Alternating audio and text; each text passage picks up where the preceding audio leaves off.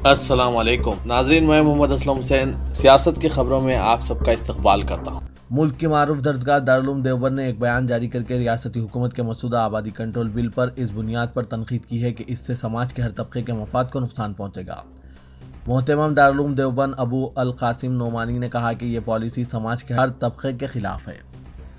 ये कैसी पॉलिसी है जो 2 से ज़ायद बच्चे रखने वाले ख़ानदानों को बुनियादी सहूलतों से महरूम कर देगी। ये इंसानी हुकूक़ के खिलाफ वर्जी है। उन्होंने कहा कि मसूदा बिल के मुताबिक 2 से ज़ायद बच्चे रखने वाले मजालिस मुकामी इलेक्शन नहीं लड़ सकेंगे। इन्हें सरकारी नौकरियों में प्रमोशन नहीं मिलेगा। इन्हें सरकारी सब्सिडी नहीं मिलेगी। ये पूछने पर कि आया दारुल उलूम देवबंद हुकूमत से फैसले पर नज़रसानी की अपील करेगा, तर्जुमान अशरफ उस्मानी ने कहा कि अपील करने वाले हम कौन होते हैं, लेकिन हम ये कह सकते हैं कि यह सही नहीं है। मिसाल के तौर पर किसी शख्स के 3 बच्चे हैं तो इन बच्चों का क्या कसूर है? इन्हें बुनियादी सहूलतों से क्यों महरूम किया जाए? ये इंसाफ नहीं है। उत्तर प्रदेश में अलकायदा के मुबैना दहशतगर्दों की गिरफ्तारी के बाद रियासत महाराष्ट्र में भी इंटेलिजेंस एजेंसियों ने अपने ऑपरेशन में शिद्दत पैदा कर दी है। नांदेड़, परभनी समेत मुतअद्दिद मुकामात पर इंटेलिजेंस एजेंसियां तब्दीली मजहब के मामले में न सिर्फ तफ्तीश कर रही है बल्कि रियासत के कई अजला में इंटेलिजेंस एजेंसियों ने अब ये सबूत जमा करना शुरू कर दिया है कि कितने अफराद ने तब्दीली मजहब इख्तियार की है और कितने मुशर्रफ व इस्लाम हुए हैं। उत्तर प्रदेश ATS और STF की मुसलसिल कार्रवाई के बाद रियासत महाराष्ट्र में भी तब्दीली मजहब के तार जोड़ने का इंकशाफ होने के बाद अब मरकजी और रियासती तफ्तीशी एजेंसियों ने रियासत भर में इसके खिलाफ अपना ऑपरेशन तेज कर दिया है। इंटेलिजेंस एजेंसियों से मिली इत्तला के मुताबिक रियासत के ऐसे अजला में सबूत जमा किया जा रहा है जहां तब्दीली मजहब या जबरन तब्दीली मजहब की शिकायत पुलिस स्टेशन में दर्ज की गई है। इसमें तब्दीली मजहब की आड़ में दहशतगर्द तंजीमों से फंडिंग का इंकशाफ भी हुआ है। ऐसी तंजीमों पर भी इंटेलिजेंस और महकमा खुफिया नज़र रख रहा है। दहली फसाद के दौरान शरपसंदों की फायरिंग में अपनी एक आंख गंवा देने वाले मोहम्मद नासिर की पिटीशन पर अदालत के हुक्म के बावजूद फसादियों के खिलाफ FIR दर्ज करने में आनाकानी दहली पुलिस को महंगी पड़ गई। दहली के करकरडोमा कोर्ट के एडिशनल सेशन जज विनोद यादव ने अपने सख्त फैसले में पुलिस पर न सिर्फ 25,000 का जुर्माना आयद किया है बल्कि ये अंदेशा जाहिर किया है कि ऐसा लगता है कि पुलिस मुलजिमीन को बचाने की कोशिश कर रही है। कोर्ट ने इस ज़िम्मन में की गई पुलिस की जांच को मज़ाक़-ए-ख़ैज़ करार देते हुए दिल्ली पुलिस कमिश्नर की तवज्जो भी इस जानिब मबज़ूल कराई है और इस्लाही इक़दामात की हिदायत दी है। कोर्ट ने अपने इंतहाई सख्त फैसले में कहा है कि भजनपुरा पुलिस स्टेशन के SHO और इनके सुपरवाइजिंग ऑफिसर अपनी कानूनी ड्यूटी को निभाने में अफसोसनाक तरीके से नाकाम साबित हुए हैं। अदालत मजिस्ट्रेट कोर्ट के इस हुक्म के खिलाफ दिल्ली पुलिस की पिटीशन पर सुनवाई कर रही थी जिसमें नासिर की अपील पर कोर्ट ने मुलजिमीन के खिलाफ FIR दर्ज करने का हुक्म दिया था। महाराष्ट्र के नांदेड़ शहर में तामीर किए गए उर्दू घर का तवील इंतजार के बाद बिलाखिर इफ्तिताह अमल में आ गया, जिसे शहीनशाह जज्बात दिलीप कुमार से मौसूम करने की तजवीज़ भी इफ्तिताई प्रोग्राम में ही मंजूर कर ली गई। वज़ीर बराए अक़लियती उमूर नवाब मलिक, जिनके हाथों उर्दू घर का इफ्तिताह अमल में आया, उन्होंने यकीन दहानी कराई है कि इस तजवीज़ को जल्द ही सरकारी तौर पर मंजूरी दी जाएगी। इस मौके पर अशोक चौहान ने अक़लियती बहबूद का फ़ंड 300 करोड़ से बढ़ाकर 1000 करोड़ करवाने का वादा किया है। लखनऊ की एक अदालत ने आबरूरिज़्ज़ी की शिकायत पर सुनवाई करते हुए पुलिस को उत्तर प्रदेश के शिया सेंट्रल वक्फ बोर्ड के साबिक़ चेयरमैन मलऊन वसीम रिजवी के खिलाफ जांच का हुक्म दिया है। मुतासरा खातून जिसकी शिनाख्त कानूनन ज़ाहिर नहीं की जा सकती, अदालत ने बाज़ाब्ता फौजदारी की दफ़ा 3-156 के तहत पिटीशन फाइल की थी, जिस पर additional chief judicial magistrate AK Shrivastava ने जांच का हुक्म सुनाते हुए सादतगंज पुलिस स्टेशन को 3 दिन के अंदर अंदर FIR की कॉपी फराहम करने का हुक्म दिया है। वसीम रिजवी ने इन इल्ज़ामात की तरदीद की है और दावा किया है कि इनका ड्राइवर इनकी बातें इनके मुखालिफन तक पहुंचा रहा था। एक ऐसे वक्त जब कोरोना की तीसरी लहर के पेश नज़र वज़ीर आज़म तमाम रियासती हुकूमतों और शहरियों को एहतियात बरतने की तलकीन कर रहे हैं, उत्तर प्रदेश में कानून यात्रा निकालने की इजाज़त देने के योगी आदित्यनाथ हुकूमत के फैसले पर सुप्रीम कोर्ट ने हैरत का इजहार करते हुए जवाब तलब कर लिया है। अदालत ने यह कार्रवाई अखबार में यात्रा से मुतालिक खबर की बुनियाद पर अस्कुत की है। जस्टिस RF निर्मन और BR गोई की बेंच ने सॉलिसिटर जनरल तुषार मेहता को मुखातिब करते हुए कहा है कि हमने इंडियन एक्सप्रेस में परेशान कर देने वाली खबर पढ़ी है कि उत्तर प्रदेश हुकूमत ने यात्रा निकालने की इजाज़त दे दी है, जबकि उत्तराखंड ने अपने साबिक़ा तजुर्बे को मलहूज़ रखते हुए कहा है कि इस साल कानून यात्रा नहीं निकाली जाएगी। कोर्ट ने कहा कि मुल्क के शहरी परेशान हैं, इनकी समझ में नहीं आ रहा है कि क्या हो रहा है। कोर्ट ने हैरत का इजहार किया है कि यह सब कुछ इस वक्त हो रहा है जब वज़ीर आज़म ने तीसरी लहर के ताल्लुक से मुतनबा किया है और कहा है कि हम कहीं रत्ती बराबर भी कोई समझौता नहीं कर सकते। बेंच ने इस सिलसिले में अजखुद कार्रवाई करते हुए कहा है कि कोर्ट अखबार की रिपोर्ट का अजखुद नोटिस लेते हुए मरकजी हुकूमत, उत्तर प्रदेश हुकूमत और उत्तराखंड हुकूमत को नोटिस जारी कर रहा है। नवी मुंबई में बनाए जाने वाले इंटरनेशनल एयरपोर्ट को साबिक सदर जमहूरिया और बाबा मिसाइल APJ अब्दुल कलाम से मंसूब करने का RTI रजाकार मंसूर अली दरवेश ने मुतालबा किया है। हालांकि इससे पहले ही नाम के लिए तनाज़ा और ज़बरदस्त हंगामा आ रही हो चुकी है। मंसूर उमर दरवेश ने इस सिलसिले में वज़ीर आज़म नरेंद्र मोदी, मरकज़ी वज़ीर बराए शहरी हवाबाजी और महाराष्ट्र के वज़ीर आला उद्धव ठाकरे को मकतूब रवाना करके कहा है कि साबिक सदर जमहूरिया APJ अब्दुल कलाम ने मुल्क की तरक्की और इंसानियत की फलाह व बहबूद के लिए ऐसी खिदमत अंजाम दी है कि इनको भुलाया नहीं जा सकेगा। इसी बुनियाद पर मुतालबा किया जा रहा है कि नए एयरपोर्ट को साबिक सदर से मंसूब किया जाए। ये इनका हक़ है और इस तरह इनको याद करते हुए बेहतरीन अंदाज में खिराज अक़ीदत भी पेश किया जा सकेगा। उत्तर प्रदेश के दारुल हुकूमत लखनऊ से दहशतगर्दी के इल्ज़ामात में 2 नौजवानों की गिरफ्तारी के खिलाफ जमीयतुल उलमा हिंद अब अदालत का दरवाज़ा खटखटाएगी और इस वक्त तक कानूनी चाराजोई करेगी जब तक ये बाइज्जत बरी नहीं हो जाती। वज़रे के गुज़िश्ता 12 जुलाई को उत्तर प्रदेश की ATS ने अलकायदा के रुकन होने के इल्ज़ामात के तहत 2 मुस्लिम नौजवानों को गिरफ्तार किया है, जो अब पुलिस तहवील में हैं।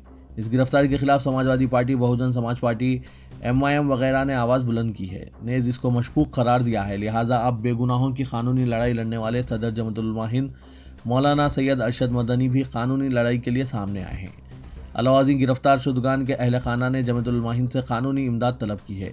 चुनांचे जमीयतुल उलमा हिंद कानूनी इमदाद कमेटी के सरबराह गुलजार आज़मी ने कहा है कि मुलजिमीन के अहल खाना की जानिब से कानूनी इमदाद की दरख्वास्त मौसूल होने और सदर जमीयतुल उलमा हिंद मौलाना सैयद अरशद मदनी की हिदायत पर मुलजिमीन को कानूनी इमदाद फराहम की जाएगी और मुलजिमीन के दिफा में एडवोकेट फुरकान खान को मुकर्रर किया गया है।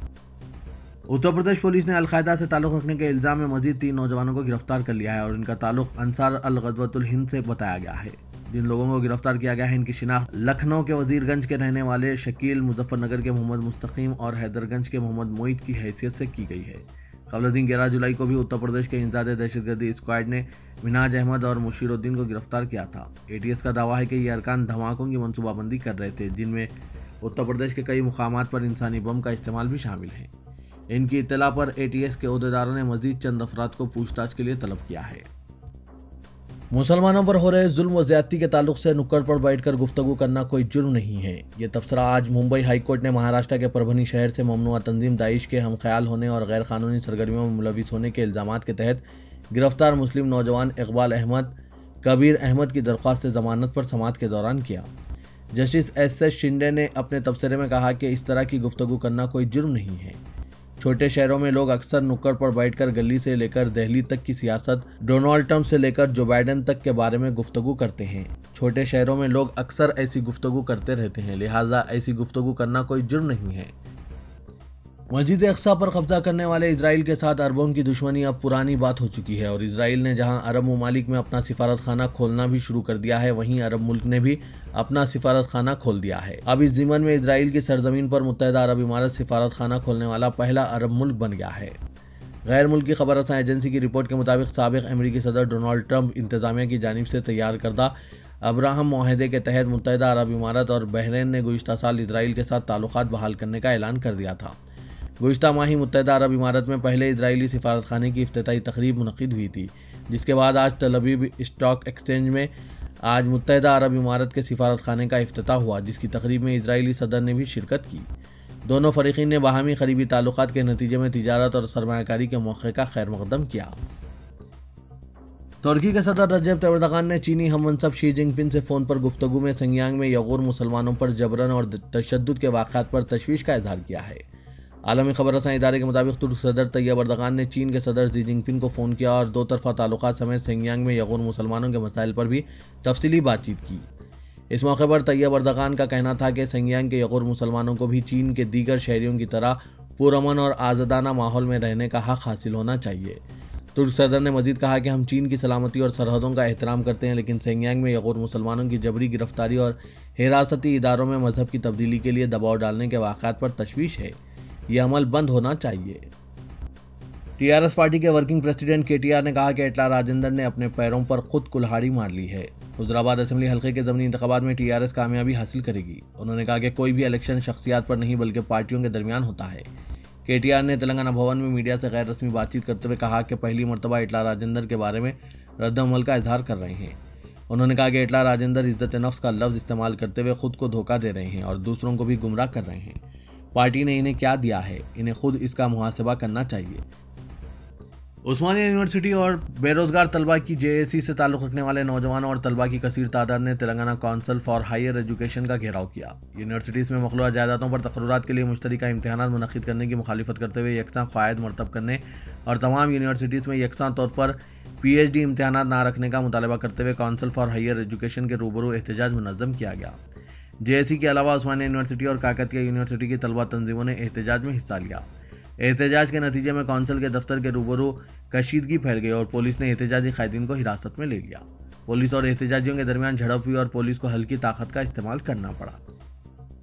तेलंगाना बोर्ड ऑफ इंटरमीडिएट ने इम्तहानात की मनसूखी के बाद सेकेंड ईयर में प्रोमोट होने वाले फर्स्ट ईयर के तलबा को आइंदा माह अगस्त में इंतखाबात का इनेकाद करने की तजवीज़ तैयार करते हुए हुकूमत को रवाना कर दी है। हुकूमत की जानिब से मंजूरी हासिल होते ही इम्तहानात का इनेकाद करेगी। कोरोना की दूसरी लहर शिद्दत इख्तियार करने की वजह से माह मई में मुनक़्क़िद होने वाले इंटर साल अव्वल और इंटर साल दुवम के इम्तहानात का इनेकाद नहीं हुआ। हुकूमत ने दोनों इम्तहानात को मनसूख कर दिया था और फर्स्ट ईयर के तलबा को सेकेंड ईयर में प्रमोट कर दिया और सेकेंड ईयर के तलबा को फर्स्ट ईयर मार्क्स की बुनियाद पर कामयाब कर दिया था। इसी वक्त कहा गया था कि हालात ठीक होने पर दोबारा इम्तहानात का इनेकाद किया जाएगा। बहुत से ज़राए से पता चला है कि बोर्ड ऑफ इंटरमीडिएट ने आइंदा माह अगस्त में इम्तहानात का इनेकाद करने की तजवीज़ तैयार करते हुए हुकूमत को रवाना की है, जिसमें बताया गया है कि साइंसदान और माहिरीन तालीम की जानिब से सितंबर या इसके बाद कोरोना की तीसरी लहर आने की पेशकशी की जा रही है। इम्तहानात के इनेकाद के लिए माह अगस्त महफूज है। हुकूमत को पेश की गई रिपोर्ट में बताया गया है कि माह मई में मुनक़्क़िद होने वाले इम्तहानात के लिए 4,62,009 तलबा ने फ़ीस अदा की थी। बोर्ड ऑफ इंटरमीडिएट की तजवीज़ को हुकूमत कबूल करेगी या नहीं, इस पर तजस्सुस पाया जाता है। दोनों शहरों हैदराबाद और सिकंदराबाद के कई मुकामात पर शदीद बारिश हो रही है। गुज़िश्ता 3 दिन से शहर में वक्फे से बारिश का सिलसिला जारी है। चारशंबे के रोज़ सुबह से ही शहर के आसमान पर घने बादल छाए हुए थे, मगर बारिश नहीं हुई। ताहम शाम के वक्त बारिश शुरू हो गई, जिसका सिलसिला वक्फे से रात भर जारी रहा। 8 बजे शब के करीब शहर के मुख्तलिफ मुकामात पर शदीद बारिश हुई, जिसकी वजह से मसरूफ़ तरीन सड़कें झील में तब्दील हो गई, जबकि दीगर मुकामात की सड़कें भी ज़ेर-ए-आब आ गई। कोठी, चादरघाट, मलकपेट, सुल्तान बाजार, अफजलगंज, मौजम जाही मार्केट, नामपल्ली, लकड़ी का पुल, पंजागुट्टा, जुबली हिल्स, बंजारा हिल्स, खिलवत और दीगर मुकामात पर दूर दूर तक ट्रैफिक जाम हो गई। कई मुकामात पर अवाम को बारिश से बचने के लिए मेट्रो रेल लाइन के नीचे पनाह लेते हुए देखा गया। कई मुकामात पर सड़कों पर पानी जमा हो गया और मेन होल्स उबल पड़ने से अवाम को दोहरे मुश्किलात का सामना करना पड़ा। GHMC के अमले को पानी की निकासी के अमल में मसरूफ देखा गया। अमले ने चंद मुकामात पर मोटर्स के जरिए पानी की निकासी करते हुए देखा गया। Telangana state development planning society और महकमा मौसमियात ने शहर में मजीद 2 से 3 दिनों तक हल्की ता औसत बारिश की पेशकशी की है। महकमा मौसमियात ने आइंदा 2 दिनों के दौरान तेलंगाना के अजला, आदिलाबाद, खमरमभीम, आसिफाबाद और निर्मल में बहुत शदीद और शुमाली तेलंगाना के कई मुकामात पर शदीद बारिश का इंतबाह जारी किया है। गोशामहल BJP के MLA और हमेशा मुसलमानों के खिलाफ नफरत अंगेज तबसरा करने पर मशहूर राजा सिंह ने फिर एक मरतबा बकरीद और मुसलमानों के खिलाफ नफरत अंगेज बयान सोशल मीडिया पर जारी किया है और बकरीद के मौके पर गाय, बछड़ा और बैल की कुर्बानी पर इंतबाह दिया है।